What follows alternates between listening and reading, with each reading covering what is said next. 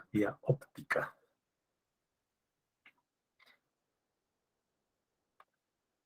Órbita es el orificio que contiene el globo ocular. Esta órbita está formada por huesos, en total 7 huesos del cráneo. Ayer estudiábamos que la cavidad nasal está formada por 8 huesos. La órbita está formada por 7.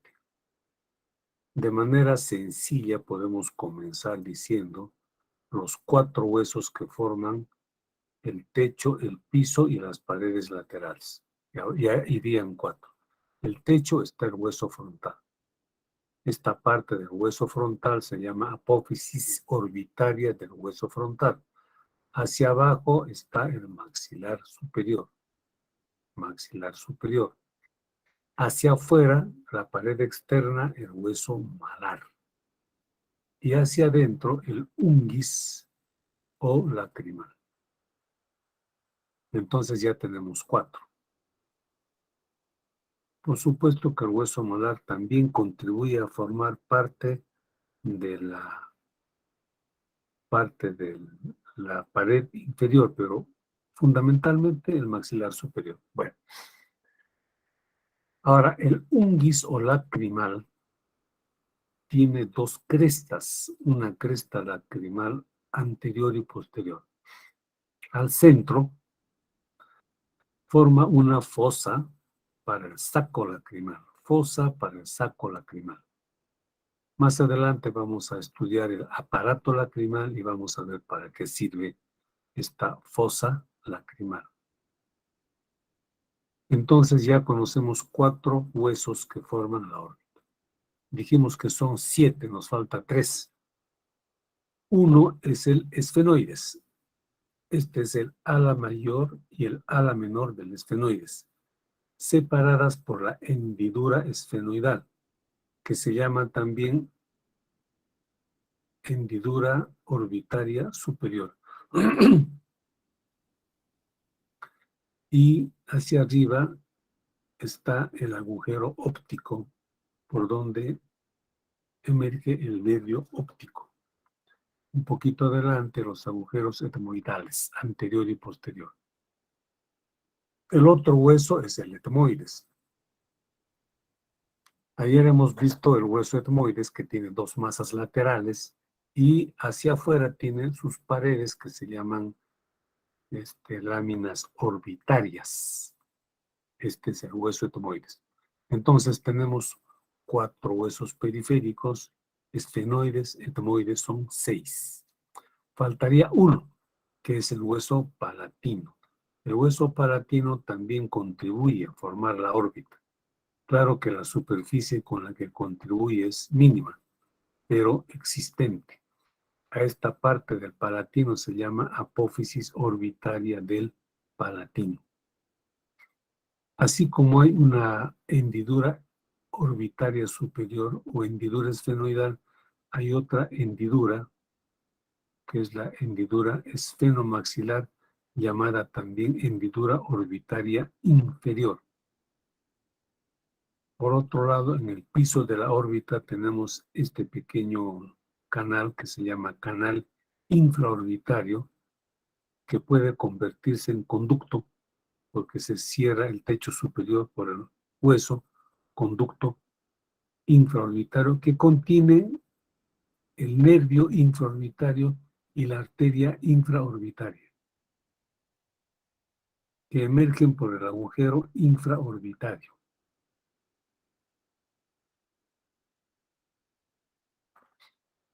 Aquí tenemos el agujero óptico y la hendidura orbitaria superior, bastante aumentada. Estamos aumentando esta parte. Esta parte de acá está aumentada. Agujero óptico, hendidura esfenoidal. Agujero óptico y hendidura esfenoidal. Como dijimos, llamada también hendidura orbitaria superior, entre el ala menor y el ala mayor del esfenoides. Por el agujero óptico está pasando el nervio óptico, segundo par craneal, cuya función es el de la función de la visión. Por el agujero óptico también ingresa a la órbita la arteria oftálmica. La arteria oftálmica, que es la única que irriga la órbita y el globo ocular. Existe una arteria, la infraorbitaria, pero esa casi no contribuye en la irrigación de la órbita. La principal es la arteria oftálmica, como digo, casi la única rama de la arteria carótida interna. Observen que existe también la vena oftálmica, pero no pasa por el agujero óptico, sino lo hace por la hendidura esfenoidal. En color negro, vean ustedes, está representada un anillo fibroso, que también se llama tendón de zinc, que sirve para el origen de los músculos extrínsecos del globo ocular. Vamos a ver qué estructuras anatómicas están atravesando la hendidura esfenoidal. Básicamente, nervios que van a inervar los músculos extrínsecos del globo ocular y por otro lado, el nervio oftálmico. El nervio oftálmico, primera rama del trigémino, nervio oftálmico, V1, tiene 3 ramas que se separan antes de que ingrese por la hendidura esfenoidal. Esas 3 ramas son el lacrimal, nervio lacrimal, el nervio frontal y el nervio nasal. Estas son 3 ramas, son ramas lacrimal, frontal y nasal, que las podemos señalar por una pequeña mnemotécnica que se llama la prona, la prona, las 3 ramas del nervio oftálmico, lacrimal, frontal y nasal. Las vamos a rodear de un círculo rojo, lacrimal, frontal y nasal. Las 3 ramas de V1. Luego vienen los nervios que van a dar inervación motora a los músculos extrínsecos del ojo. Uno de los más sencillos es este de acá, que es el motor ocular externo. Lo vamos a rodear de esta manera. Motor ocular externo. El otro es el patético, otro nervio solamente para un músculo, que es el oblicuo superior. Y el motor ocular externo solamente para el músculo recto externo. Luego tenemos el motor ocular común, que se divide en 2 ramas, esta y esta de acá. Dice rama superior del motor ocular común, esta de acá. Y el otro es rama inferior del nervio motor ocular común. Estas 2 son ramas del mismo nervio, que se llama oculomotor o también motor ocular común, que es el tercer par craneal. Fíjense, lo vamos a unir así, con 2 líneas, porque esto significa que estos 2 nervios son ramas del mismo nervio, que se llama motor ocular común. Ustedes están viendo en pantalla, lo que estoy haciendo es un mapa mental. que se puede hacer con dibujos, se puede hacer con letras, con estos artificios de, yo podría poner acá, por ejemplo, X para marcar las dos ramas del motor ocular común. Podría poner aquí en la arteria oftálmica, podría poner una indicación diciendo que no va acompañada de la vena oftálmica. El nervio óptico podría ponerle acá entre paréntesis el nervio de la visión. Acá podría poner una flecha para decir que este es el tendón de Zinc y decir que sirve de origen a los músculos extrínsecos del globo ocular. Todo esto que estoy haciendo se llama mapa mental. Para vuestra información, el mapa mental, que seguramente ustedes lo conocen como estrategia de aprendizaje, justamente fue inventada por un médico que se esforzaba por explicar a su paciente o a sus pacientes la naturaleza de su enfermedad. Y de manera inconsciente empezó a hacer mapas mentales, pero se dio cuenta que era una herramienta útil para recordar. Si yo hago un mapa mental de esta naturaleza, la imagen que estoy dibujando me la voy a guardar en mi cerebro. La imagen con todos estos artificios.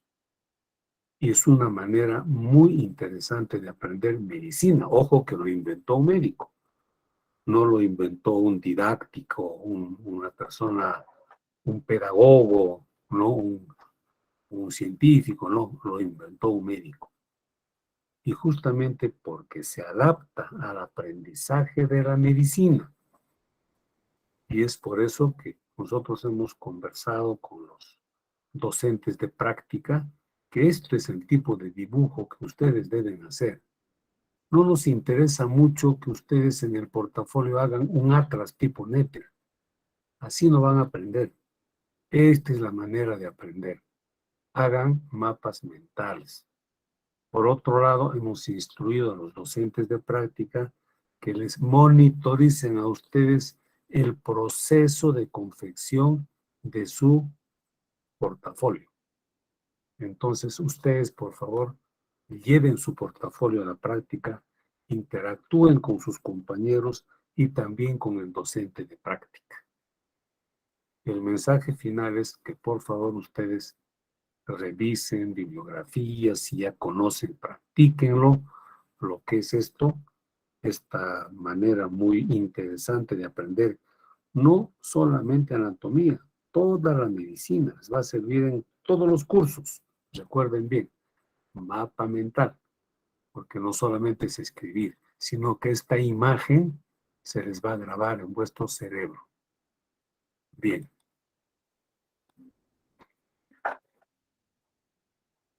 Vamos a ver ahora los anexos del globo ocular, órganos anexos del globo ocular, que son dos, el aparato lacrimal y el aparato palpebral, o simplemente el párpado, ¿no? Los párpados superiores e inferiores.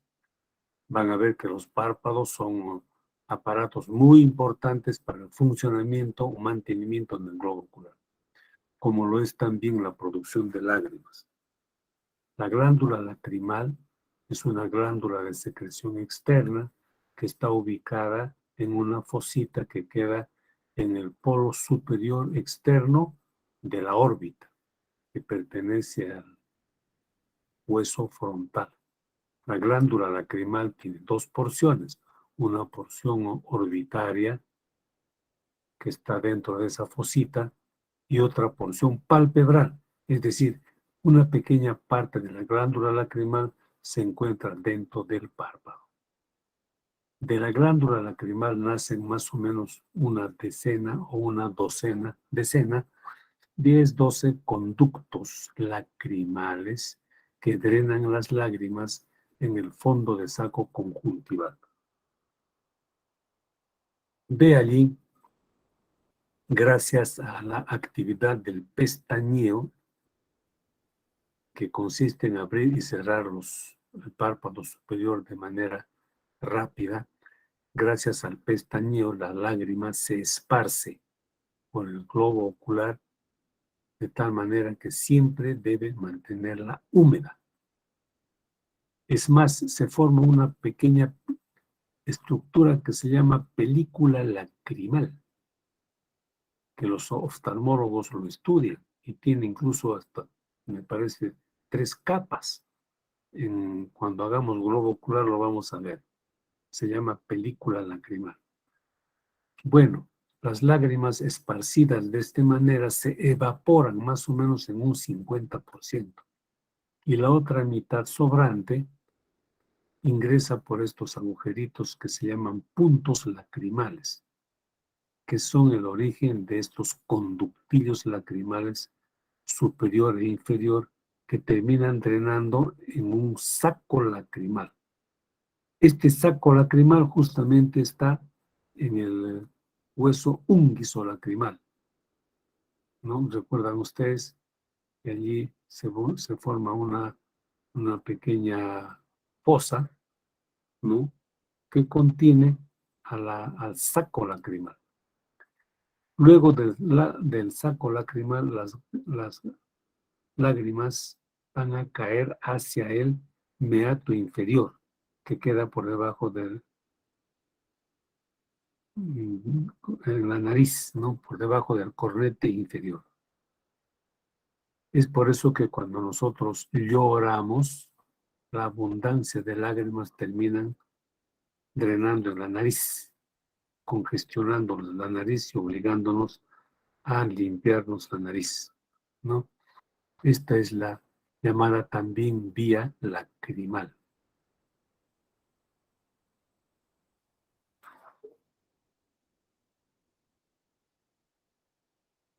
Vamos a ver ahora el ganglio oftálmico, llamado también ganglio ciliar. Y el ganglio ciliar lo hemos visto ya, tenemos que tener conocimiento de cada uno de los ganglios anexados a las 3 ramas del trigemio. En este caso, el ganglio ciliar u oftálmico está anexado al nervio oftálmico, V1. Recibe fibras parasimpáticas del nervio oculomotor. Y estas fibras parasimpáticas van a ir al músculo esfínter de la pupila y al músculo ciliar. Este oculomotor es el tercer par craneal, acá debería decir nervio oculomotor, tercer par craneal. Acá vamos a ver el ganglio oftálmico y sus conexiones. Este es el ganglio oftálmico. Este es el nervio V1 oftálmico. De rosado es la vía parasimpática. Viene del tronco encefálico a través del motor ocular común, tercer par canal, el que transporta estas fibras parasimpáticas y esta fibra termina en el ganglio oftálmico, donde hace sinapsis con la neurona postsináptica. Esta, a través de los nervios ciliares cortos, ingresan al globo ocular y terminan en el músculo ciliar y el esfínter de la pupila. Pero también el globo ocular tiene inervación simpática, que comienza de una sinapsis en el ganglio cervical superior, que pertenece al tronco simpático cervical, sinapsis, y de acá un solo axón, una sola fibra sin hacer sinapsis, va a llegar al ganglio oftálmico, no hace sinapsis, continúa, aquí se asocia, se junta al parasimpático y en el globo ocular termina en el músculo dilatador de la pupila. Simpático, parasimpático. Acciones opuestas. El músculo esfínter de la pupila produce disminución del diámetro de la pupila. que se llama miosis, y el dilatador de la pupila aumenta el diámetro de la pupila, que se llama midriasis. Inervación simpática, inervación parasimpática. Ambas fibras pasan por el ganglio oftálmico o ganglio ciliar, asociado a el nervio oftálmico, V1. En rosado estamos viendo las fibras sensitivas que manda el nervio oftálmico, ¿no? Aquí solamente hay una de sus ramas. Más adelante, bueno, ya hemos estudiado las tres ramas principales del nervio oftálmico, la frona, ¿no es cierto? Lacrimal, frontal y nasociliar. El ganglio esfenopalatino, ¿por qué lo recordamos?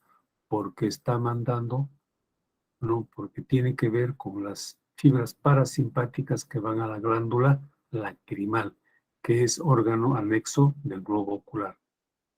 Sus fibras parasimpáticas, recordemos, vienen por el nervio facial, ganglio geniculado, a través del nervio petroso superficial mayor, se une al petroso profundo, forma el nervio viriano, sinapsis en el ganglio esfenopalatino, la fibra postganglionar pasa al nervio maxilar superior, a través de su rama cigomática, se conecta con el nervio lacrimal y termina en la glándula lacrimal.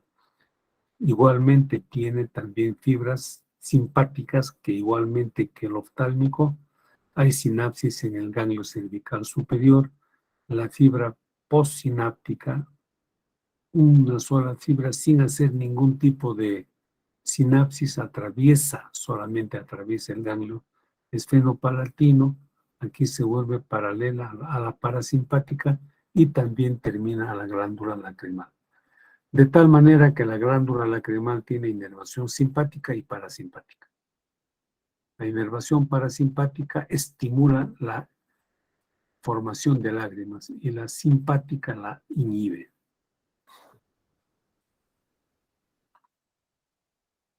El otro órgano anexo al globo ocular es el párpado. Los párpados, tanto el superior como el inferior, tienen una estructura semejante. Veamos el párpado superior y la importancia que tiene. Vean, este es el hueso frontal. Dijimos que todos los huesos están rodeados de periósteo, que tiene células madre plurifuncionales, que pueden formar hueso, que pueden formar cartílago o tejido conjuntivo. Periósteo. Este periósteo va a formar esta estructura que se llama tabique orbitario. El tabique orbitario es tejido conjuntivo denso. Tiene la consistencia del cartílago. Y se proyecta más o menos hasta la mitad del párpado. Aquí se interrumpe. Pero hacia adentro tenemos otra estructura que se llama tarso. También se llama lámina tarsal. Esta lámina tarsal continúa formando el esqueleto del párpado, pero separado del tabique orbitario.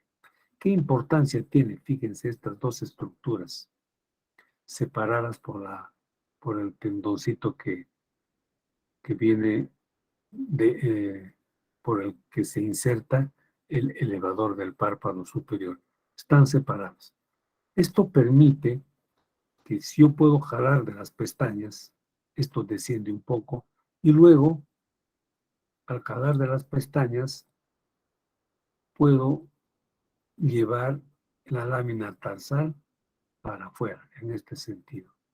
Y voy a lograr la eversión del párpado superior, ¿no? Lo vamos a ver en esta imagen, vean.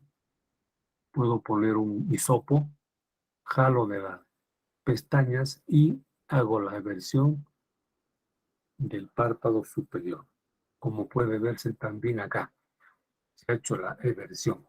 Como pueden ver, el tabique orbitario, fíjense, el tabique orbitario es duro, por eso es que, por eso es que permite la eversión del párpado. Si no tuviéramos esta estructura, no se podría voltear el párpado. ¿Y para qué voy a voltear el párpado? Se voltea básicamente para buscar cuerpos extraños que a veces se meten, ingresan, ¿no? A esta parte de la anatomía. Pequeñas partículas de metal, de arena, de tierra, o a veces también vegetales, ¿no? Que se incrustan incluso en esta zona y causan dolor. Se puede evertir el párpado y con delicadeza sacar los cuerpos extraños que puedan haber ingresado al globo ocular. Esa es la eversión del párpado, ¿no? Que lo permite la anatomía como estamos nosotros viendo.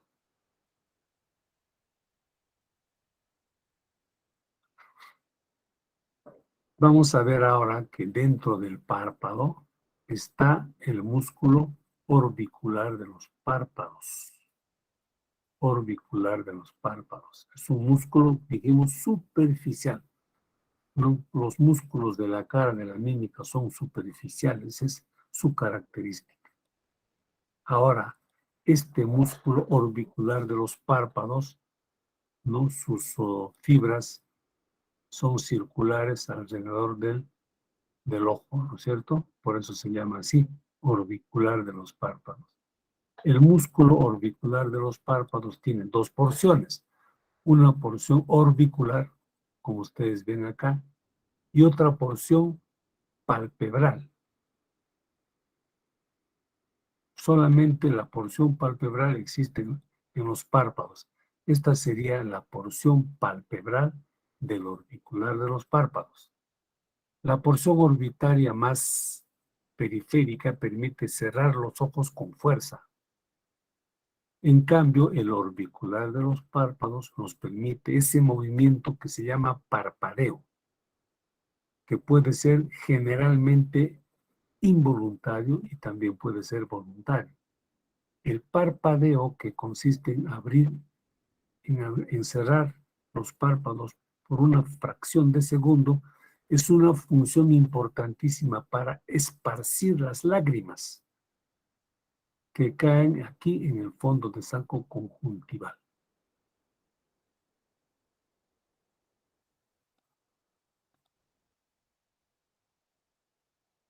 Los párpados están tapizados por dentro por conjuntiva. Esta conjuntiva, vean, en toda la pared posterior del párpado, hasta que se continúa con esta conjuntiva. Entonces, esta conjuntiva que tapiza el párpado se llama conjuntiva palpebral y la que cubre parcialmente el ojo es la conjuntiva ocular. Conjuntiva palpebral, conjuntiva ocular. Ambas se continúan en el fondo de saco conjuntival. En este fondo de saco conjuntival es en donde drenan los conductos lacrimales, vertiendo las lágrimas, y que luego son esparcidas gracias al parpadeo. Luego vamos a ver los músculos que mueven el párpado. Uno es el elevador del párpado superior. Es un músculo, lo vamos a ver enseguida, ¿no? Que están dentro de la órbita. Elevador del párpado superior. Tiene un tendoncito que termina insertándose, ¿no? Como estamos viendo acá, en la misma, en el mismo tabique orbitario y finalmente por delante de la lámina tarsal en el párpado. Este músculo es voluntario. Nosotros podemos abrir los ojos voluntariamente. El orbicular de los párpados cierra los párpados. El elevador del párpado abre los ojos o los párpados.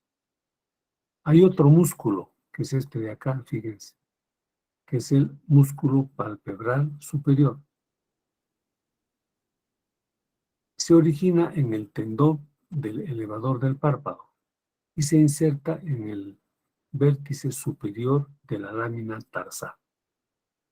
Este musculito palpebral superior es involuntario, está inervado por el sistema nervioso simpático.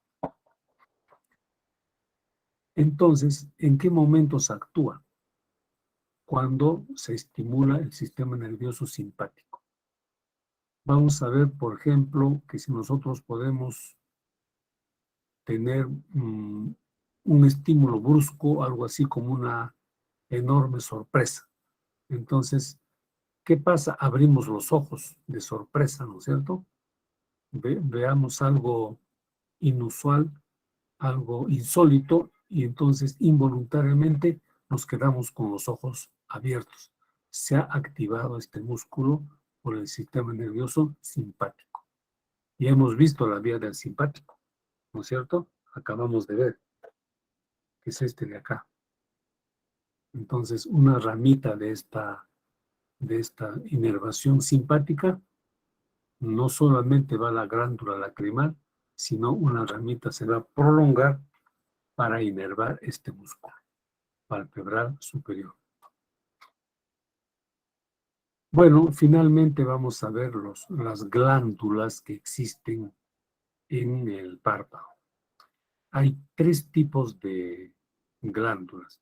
Las principales son las de meibomio, o glándulas tarsales. Están dentro de la lámina tarsal.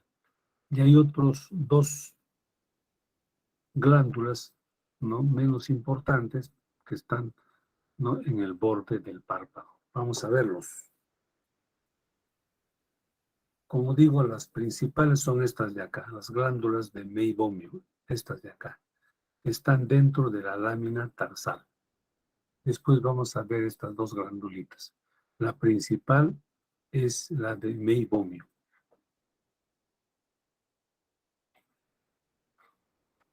Acá tenemos un poco de teoría respecto a las glándulas de meibomio, o llamadas también glándulas tarsales.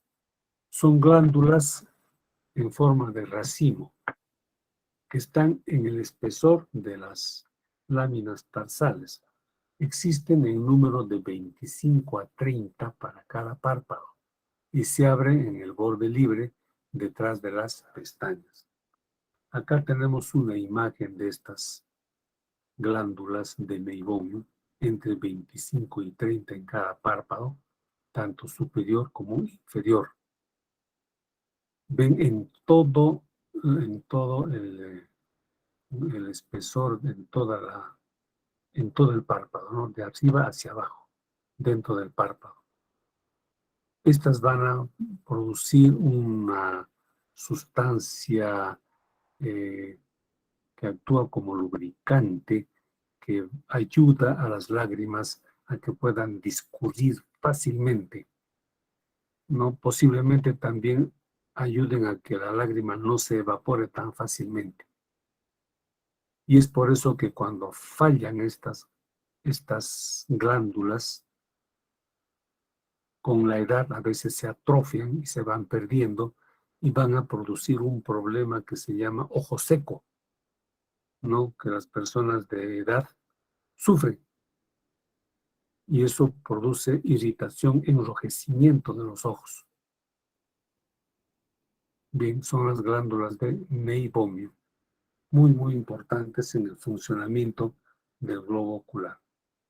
En esta imagen, aparte de ver el tabique orbitario, estamos viendo las glándulas de meibomio. Son estas blanquitas que ven acá, ¿no?, que van hasta arriba, glándulas de meibomio.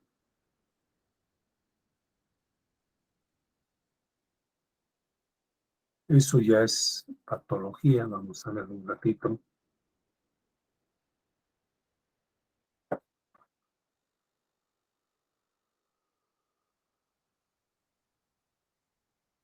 Estas son 2 tipos de glándulas existen en el borde libre del párpado. Unas son las glándulas de Sayce y otras son las glándulas de Moll. Como regla mnemotécnica podemos aprender esto. Las glándulas de 6 son glándulas sebáceas. C con C. 6 son sebáceas, poco desarrolladas, asociadas a las pestañas. El producto de las glándulas de meibomio y de las glándulas de 6 producen las legañas, lo que se llama legaña. Las glándulas de Moll son sudoríparas modificadas, que ocupan el borde libre de los párpados y se abren entre las pestañas. Entonces tenemos glándulas de 6 sebáceas, glándulas de Moll sudoríparas modificadas. Vamos a ver un poquito más de estas glándulas. Las glándulas sebáceas o de 6 se encuentran anexadas a los folículos pilosos de las pestañas. Este dato es importante, anexadas a los folículos pilosos de las pestañas. 6 sebáceas. Las glándulas de Moll o ciliares son sudoríparas rudimentarias y se abren entre las pestañas. Ahora, cualquiera de estas tres glándulas se pueden inflamar produciendo orzuelo.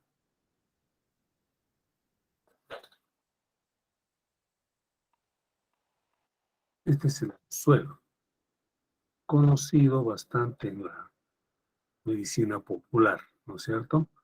Es un puntito blanco que contiene pus adentro, generalmente por obstrucción del conductillo que drena cualquiera de estas tres glándulas.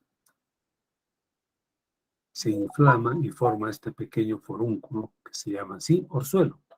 El tratamiento es no tocarlo para nada, con presas de agua caliente en 2-3 días, espontáneamente va a drenar pus, una pequeña cantidad de pus, y con eso sana.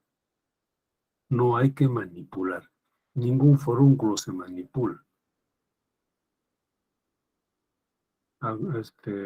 Algunos oftalmólogos pueden también recetar antibiótico para acortar este periodo de evolución. Observen que el orzuelo siempre va a drenar y se va a abrir en el borde del párpado. Por supuesto, puede haber también arriba, en el párpado superior.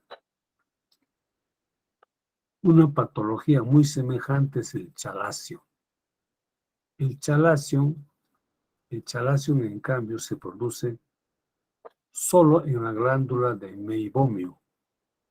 La glándula de meibomio hemos visto que es alargada y arracimada, ¿no? Vamos a ver que esta es una glándula de meibomio que está dentro del párpado. Se obstruye la glándula de meibomio y la parte proximal se empieza a hinchar por la obstrucción y puede protruir hacia afuera, como en este caso, o puede protruir hacia adentro, como en este otro. Pero la característica fundamental, primero, es que es causada por obstrucción de la glándula de meibomio. Y segundo, que no tiene nada que ver, no se abre en el borde del párpado, sino en el mismo párpado, ya sea por fuera o por dentro. El tratamiento es igual, aunque el oftalmólogo puede facilitar el drenaje haciendo una pequeña incisión para drenar este pequeño absceso, que es una colección de pus. Vamos a hablar ahora de los músculos extrínsecos del globo ocular. Todos están comenzando en el tendón de zinc o anillo fibroso. Vamos a recordar el tendón de zinc. Está aquí. Este es el tendón de zinc o anillo fibroso. Sirve de origen a los músculos extrínsecos del globo ocular, incluso también al elevador del párpado superior. Elevador del párpado superior, que tiene que ver con el aparato del párpado, ¿no? Y luego tenemos 6 músculos que mueven el globo ocular. Estos sí son 6 músculos extrínsecos del globo ocular. Comienzan en el tendón de Zinc y todos se van a insertar en la esclerótica del globo ocular. La esclerótica es la parte blanca del ojo. Solamente está cubierta por conjuntiva en la parte anterior. La esclerótica es tejido conjuntivo denso y actúa como un exoesqueleto del globo ocular. Aquí se insertan los músculos extrínsecos del globo ocular. 4 se llaman rectos. Fíjense, recto superior. Así como el recto superior, hay uno que se llama recto inferior. Luego vienen los otro recto lateral y un recto medial. O podríamos también decir aquí, ¿no? Recto interno, recto externo. Es lo mismo. Medial, lateral. Son 4 rectos. Creo que tengo otra imagen acá. Aquí. Fíjense los rectos. Recto superior, recto inferior, recto lateral, recto medial. 1, 2, 3, 4 rectos.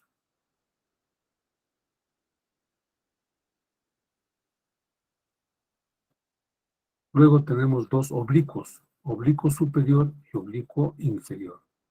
El oblicuo superior, que se origina también en el tendón de Zinc, tiene un pequeño tendón intermedio que pasa a través de una pequeña tróclea o polea que le cambia la dirección de la función que tiene, ¿no? Por lo tanto, este músculo va a girar en este sentido.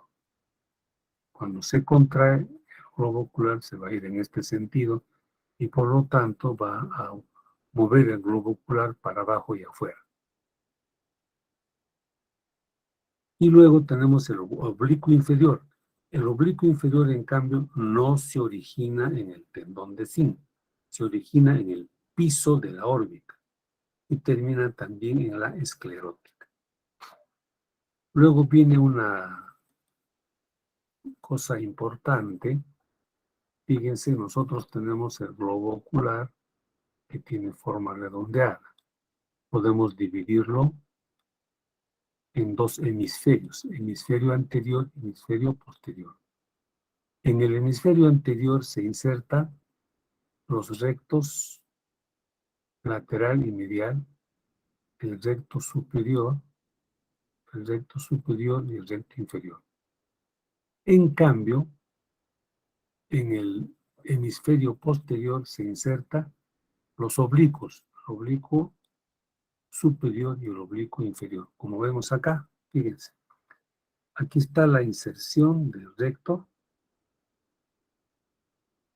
lateral, del recto superior y del recto inferior. Entonces, si yo divido el globo ocular en 2 hemisferios, podemos darnos cuenta que en el hemisferio anterior se están insertando los rectos y en el hemisferio posterior, como ven acá, se insertan los oblicuos.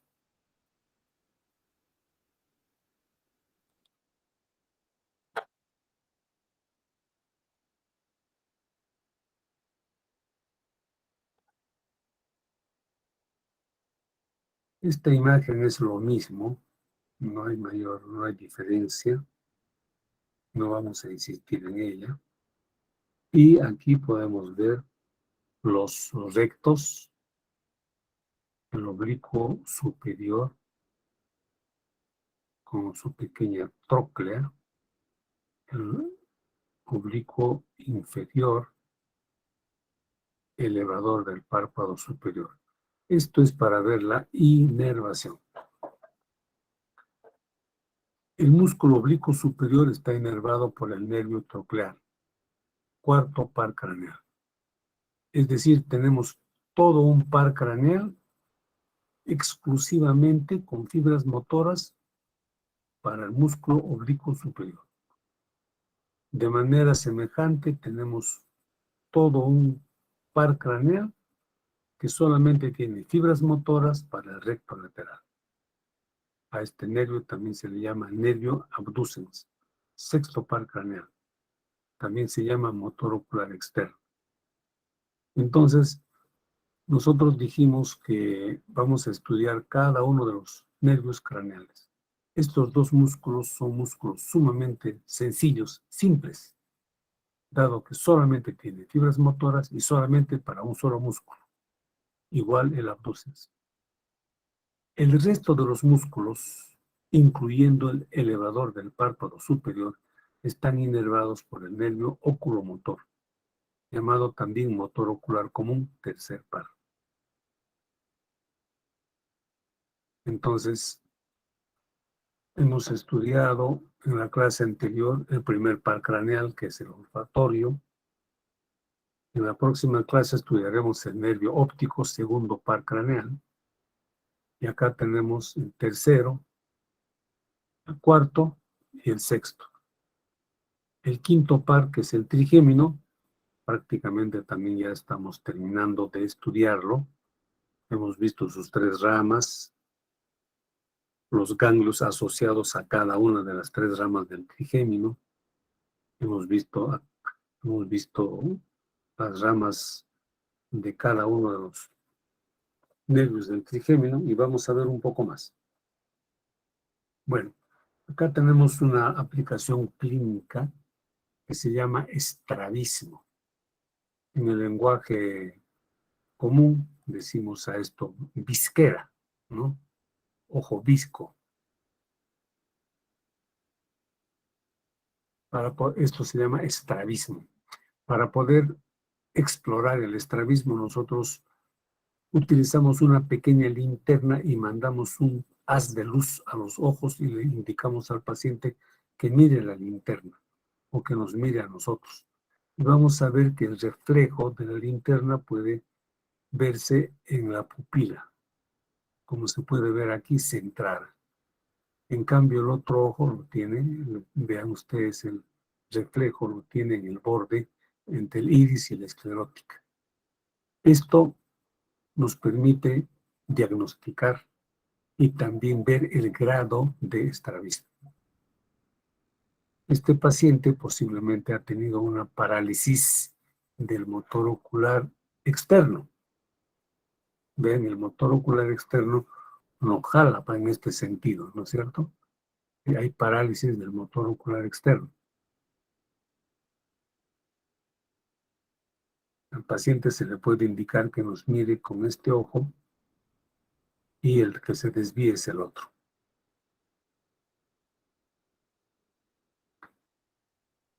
Esto ya hemos visto. Las ramas del nervio oculomotor asociado, el ganglio oftálmico, ganglio ciliar, está asociado porque este nervio manda ramas comunicantes para el ganglio ciliar y de acá, mediante los nervios ciliares, van a enviar las fibras simpáticas y parasimpáticas para el globo ocular. Globo ocular es sinónimo de ojo, es lo mismo. El nervio troclear, que únicamente tiene fibras motoras para el músculo oblicuo superior.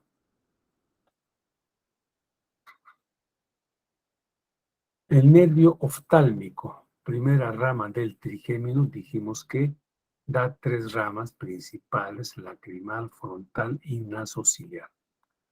Este es el nervio lacrimal.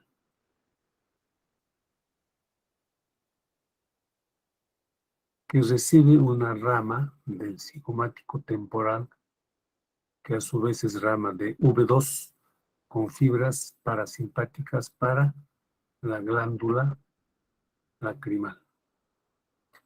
El nervio frontal es este de acá, se va a dividir en dos ramas, el supraorbitario y el supratroclear, porque está encima de la tróclea. Ambos emergen a través de agujeros y van a inervar la cara. Este lo hace por el agujero supraorbitario y este por otro agujerito que se llama también agujero supratroclear. Luego tenemos el nervio nasociliar. Recuerden la mnemotécnica, la prona. El naso ciliar va a mandar ramas anastomóticas para el ganglio ciliar, llevando fibras simpáticas, parasimpáticas. Los ciliares largos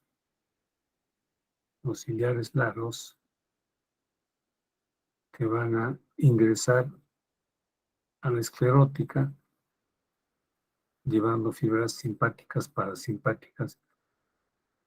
Luego las etmoidales anterior y posterior, que son estas de acá. Hemos visto al ver cavidad nasal que estos nervios están dando inervación sensitiva a una parte de la cavidad nasal. Y la infratroclear es otra que emerge a la piel de la frente. Son las ramas del nervio oftálmico.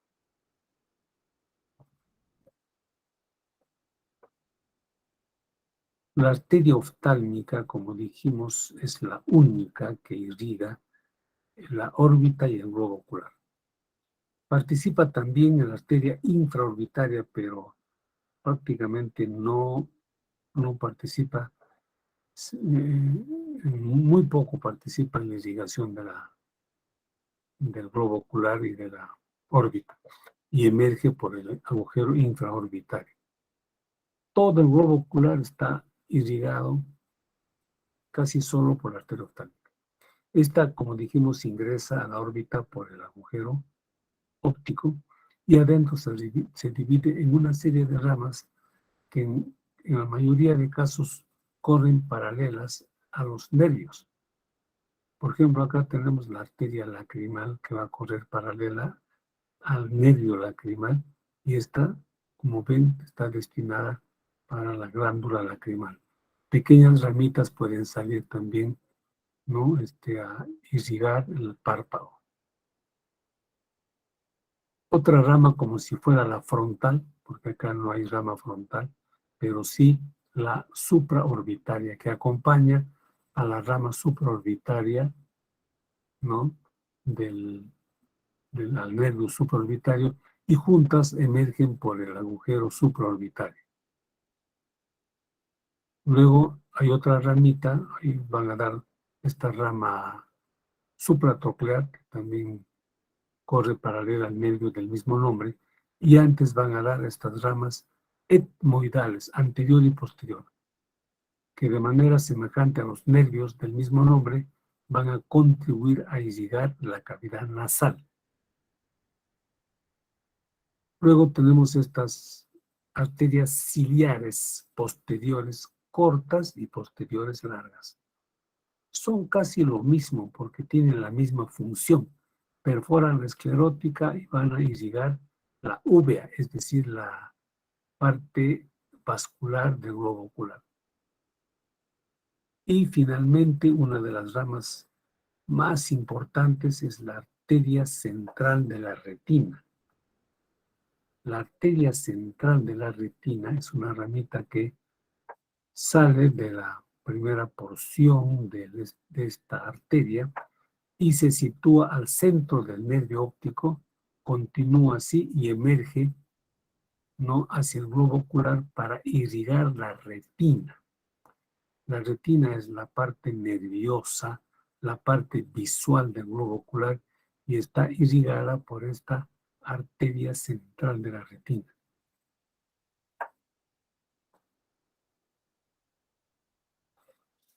El drenaje venoso de la órbita a través de la vena oftálmica superior y la vena oftálmica inferior. Observen que el globo ocular es drenado por estas venitas que perforan la esclerótica que se llaman vorticosas, venas vorticosas. Unas drenan a la oftálmica superior y las de abajo a la oftálmica inferior.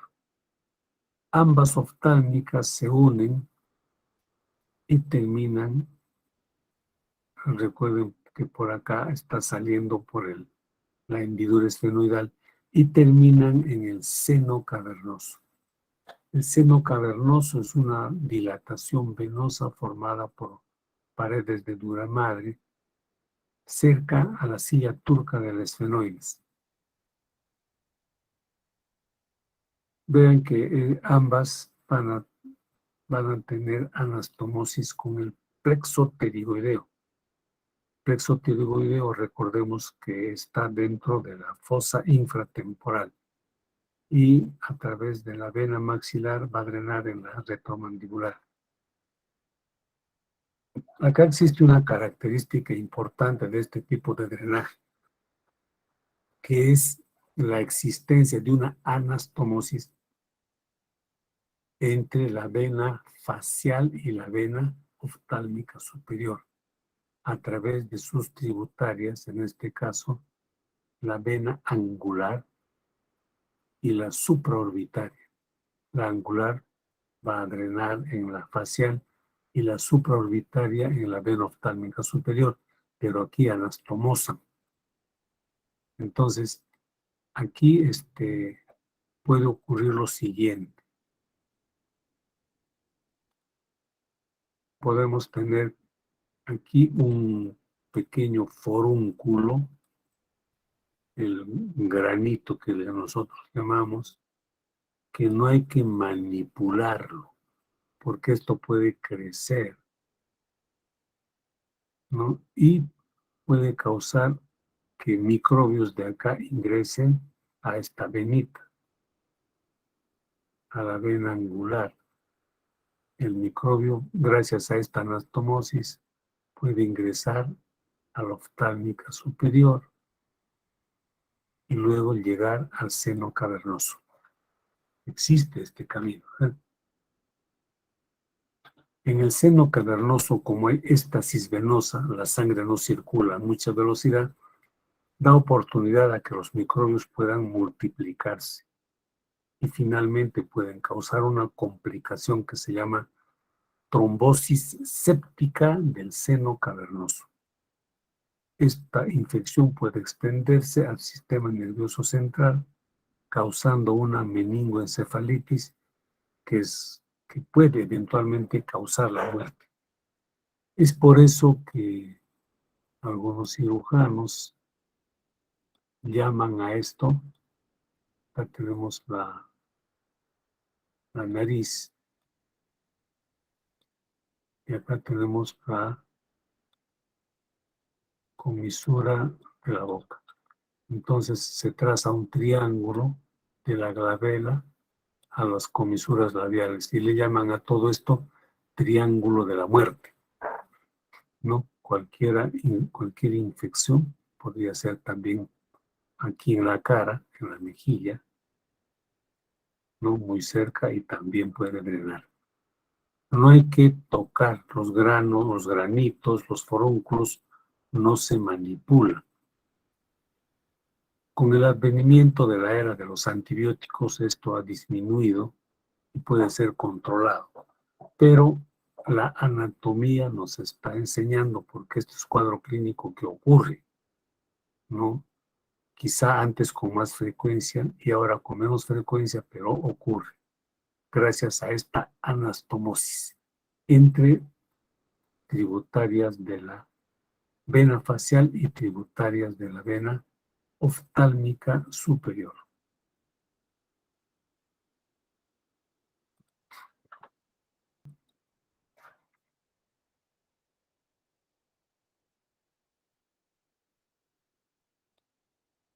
Aquí tenemos la pupila, el iris y la esclerótica. La esclerótica está cubierta de conjuntiva y en este momento se está cortando la conjuntiva, se corta la conjuntiva para poder exponer la esclerótica, la parte blanca del ojo. En la esclerótica se está insertando los músculos, se insertan los músculos extrínsecos del globo ocular. Se cortó ya la conjuntiva y van a ver que con la ayuda de separadores se va a poder individualizar uno de los músculos extrínsecos del globo ocular.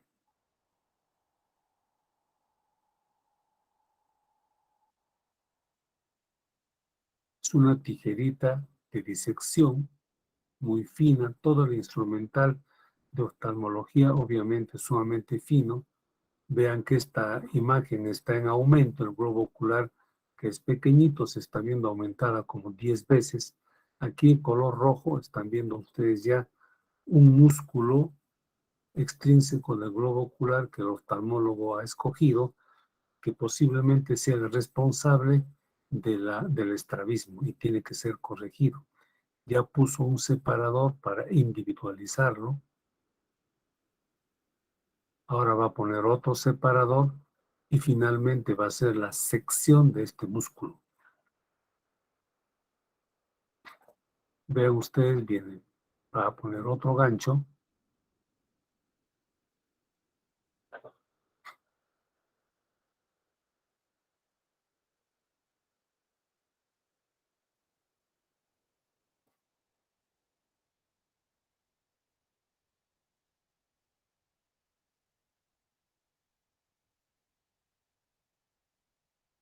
Parece que este músculo estuviera muy elongado y posiblemente la reinserción va a permitir su acortamiento. Con un bisturí eléctrico muy fino se secciona, ¿no?, la parte más distal de este músculo cerca de su inserción. Termina la sección y ahora va a hacer la reinserción. En la parte distal de este músculo le va a hacer un doble nudo para tener un punto de anclaje en su nueva inserción.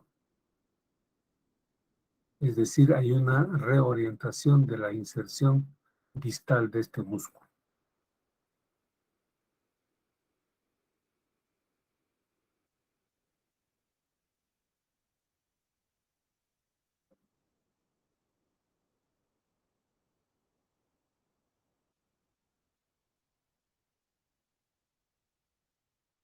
Ustedes pueden darse cuenta que el globo ocular es mucho más pequeño que esta imagen, ¿no?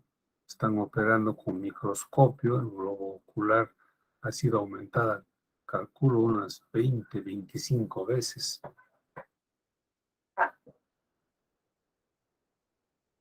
Ahora, con ayuda de separadores, se va a exponer la esclerótica y van a ver cómo se pone un pequeño punto superficial en la esclerótica y allí va a ser el nuevo sitio de inserción de este músculo.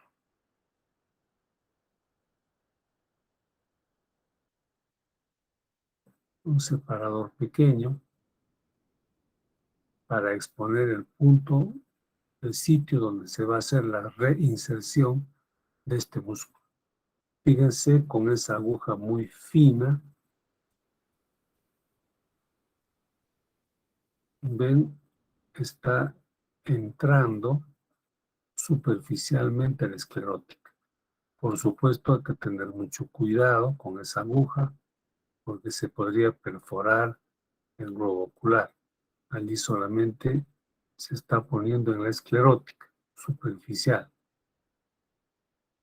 Ahora lo que tiene que hacer es poner un nudo que va a permitir acercar el músculo seccionado hacia su nueva inserción.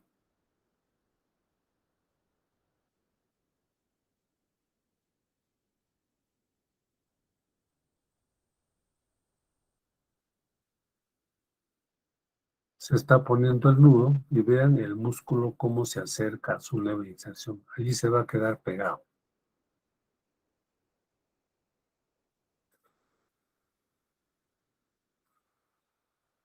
Ajustan el nudo.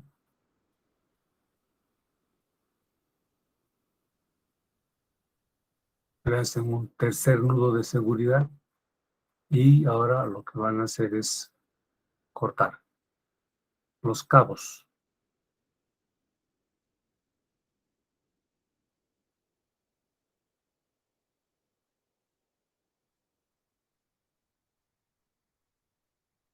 Una vez que se ha logrado la reinserción, lo que cabe es cerrar la conjuntiva. Ponen separadores seguramente para lavar la herida con suero fisiológico. Y termina la operación cerrando el abordaje de la conjuntiva.